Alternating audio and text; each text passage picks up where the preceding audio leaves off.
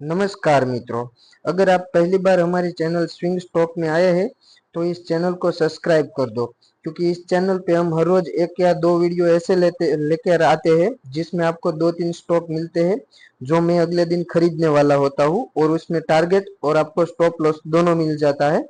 और मैं इसी तरह से ट्रेडिंग करके एक महीने के 5 से 7 हजार कमा लेता हूँ 1 लाख पर, यानी कि 5 से 7 टका रुपया में कमा लेता हूँ। अगर आपको भी कमाना है तो इस चैनल को सब्सक्राइब कर दो और अपने दोस्तों को भी इसको सब्सक्राइब करवाओ। बस इसमें कोई और बात नहीं है, हमारा कोई और ग्रुप नहीं है कि वहां से हम आपको टिप्स दे। ये टिप्स नहीं है, पर जो मैं खरीदता हूँ वो आपको बताता हूँ, इसीलिए हमारे चैनल स्विंग स्टॉक को आप सब्सक्राइब कर दो। और दिन का मैं एक वीडियो ऐसा लाता हूँ जिसमें हम फंडामेंटल एनालिसिस करते हैं, तो ये वीडियो हमारा फंडामेंटल एनालिसिस के ऊपर है, जिसमें हम बात करने वाले हैं इंफोसिस के बारे में।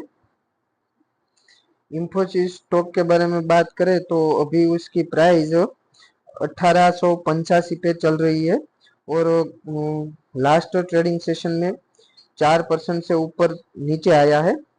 4%, 4.22% तक नीचे आया है, 83 पॉइंट तक हमारा ये स्टॉक नीचे आया है। और 5 दिन की बात करें तो ऐसे ही चल रहा था, लेकिन लास्ट ट्रेडिंग वाले में ही नीचे आया है। टोटल 5 दिन की लास्ट वीक की बात करें तो 3% तक डाउन आया हुआ है।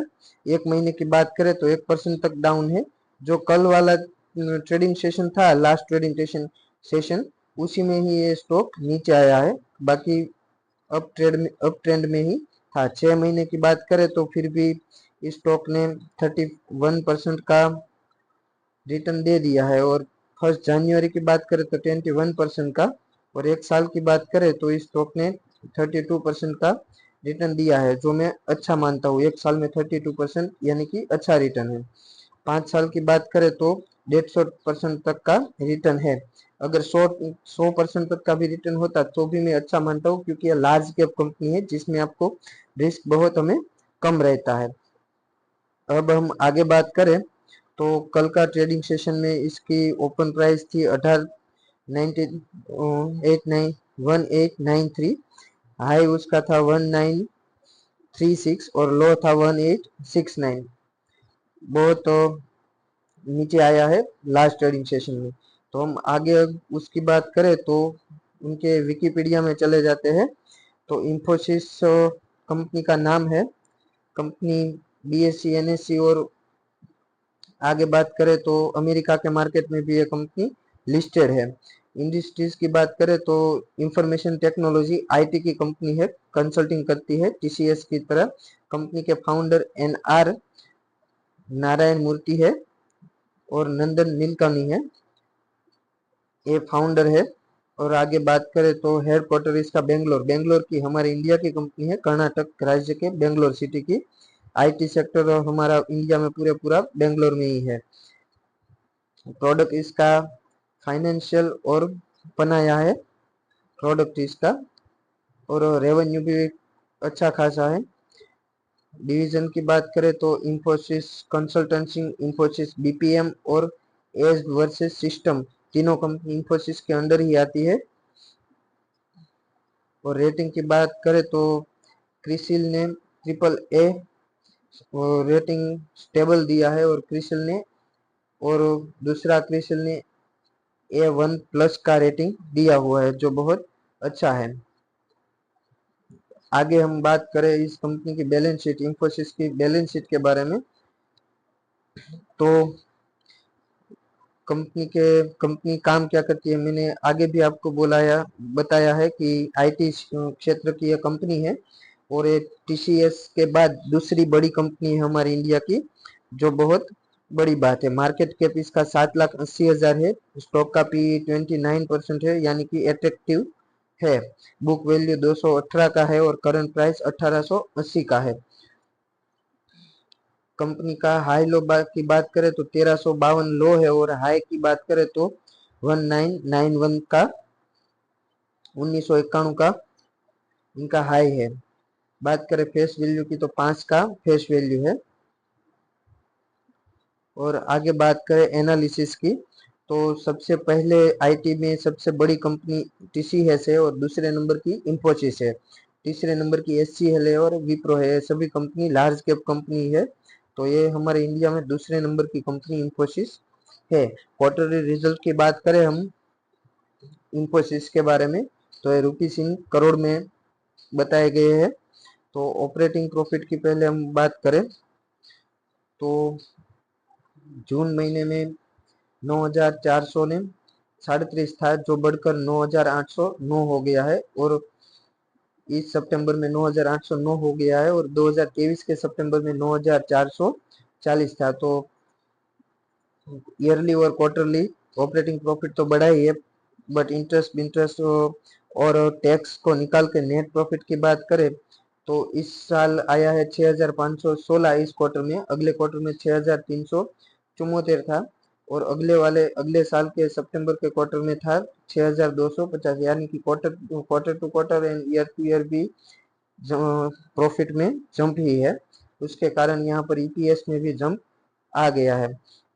प्रॉफिट लॉस की बात करें तो हम यहाँ पर नेट प्रॉफिट की बात करते हैं, लेकिन ये ईयर टू ईयर की बात है।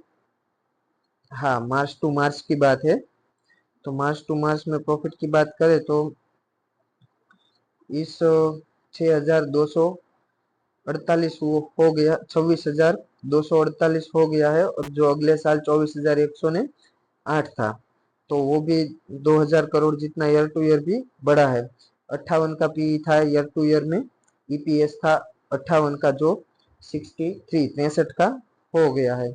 कंपनी का सेल्स ग्रोथ 10 ईयर में 12% तक का रहा है। कंपनी का प्रॉफिट ग्रोथ 9% का रहा है और कंपनी का सीएजीआर, जो स्टॉक का सीएजीआर है, वो 10 ईयर में 15% का रहा है, जो बहुत अच्छा है।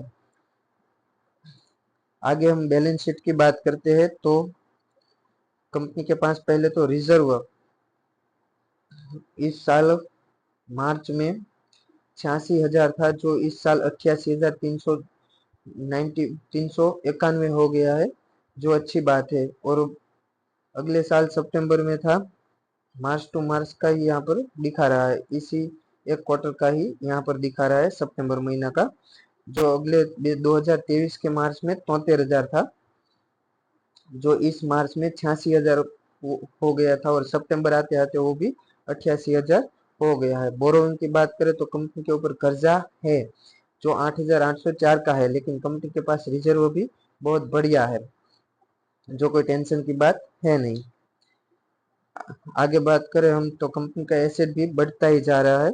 कैश फ्लो की बात करें तो हम कैश फ्रॉम एक्टिविटी, जो कंपनी का कोर बिजनेस है, मेन बिजनेस है, उसमें से कंपनी क्या कर रही है, नफा कर रही है या नुकसान कर रही है। तो यहाँ पर कंपनी 2020 से हम अगर देखें तो 17,000, 23,000, 23,800, 22,000, 24 जो गया 2023 के साल में था, जो डाउन रहा था, लेकिन 2024 में फिर से बूम लगा दिया और सभी रिकॉर्ड को तोड़ दिया और 25,000 तक पहुंच चुका है, जो अच्छी बात है। और आगे हम बात करते हैं लास्ट में शेयर होल्डिंग पैटर्न की। तो प्रमोटर की होल्डिंग यहाँ पर अच्छी नहीं दिखाई दे रही है, क्योंकि 14% ही है, लेकिन एफआईआई और डीआईआई ने दबा के माल खरीदा हुआ है, 30 और 33 और 37 बात करें तो बहुत ज्यादा है, 70% तक का तो एफआईआई और डीआईआई ने खरीद रखा है और 14% का प्रमोटर ने, जो अच्छी बात है। पब्लिक की बात करूं तो पब्लिक ने यहाँ पर 14% ही माल रखा है, पहले उसके पास 15-16% रहता था, वो डीआईआई और एफआईआई ने खरीद लिया है। वही बताता है कि यहाँ पर इन्वेस्ट करने का अच्छा माहौल है। अगर बात करें हम इंफोसिस की तो मैं ऐसा मान के चलता हूँ कि इनमें लॉन्ग टर्म में चलने में कोई दिक्कत नहीं है। आईटी का स्टॉक है, बहुत ही अच्छा काम करता है, ये स्टॉक कभी नुकसानी देकर नहीं जाएगा। अभी तक तो इस स्टॉक ने लॉन्ग टाइम तक जिसने भी रखा है उसको कभी भी नुकसानी नहीं दी है, लेकिन आपको आज लेकर कल बेचना है तो ये स्टॉक में नहीं घुसना है अभी के लिए, क्योंकि अभी ये ट्रेंडिंग में नहीं चल रहा है, साइडवेज चल रहा है। एक महीने का चार्ट देखे तो हम 1900 के आसपास ही 1900 से 1950 के आसपास ही चल रहा है, नहीं ऊपर जा रहा है, नीचे नहीं नीचे जा रहा है। जब ट्रेंडिंग में आएगा तब इसमें स्विंग ट्रेड के बारे में सोच सकते हैं, लेकिन अभी तो बिल्कुल नहीं।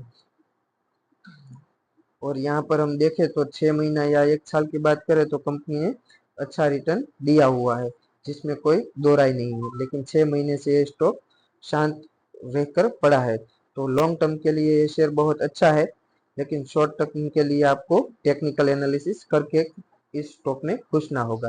तो इस स्टॉक की आपको अगर एनालिसिस अच्छी लगी हो तो आप हमारे चैनल को प्रमोट करके सब्सक्राइब कर दो और अपने दोस्तों को भी भेज दो। और अगर आपके पास कोई स्टॉक है और आपको इस स्टॉक का एनालिसिस करवाना है तो कमेंट में बता दीजिएगा। धन्यवाद।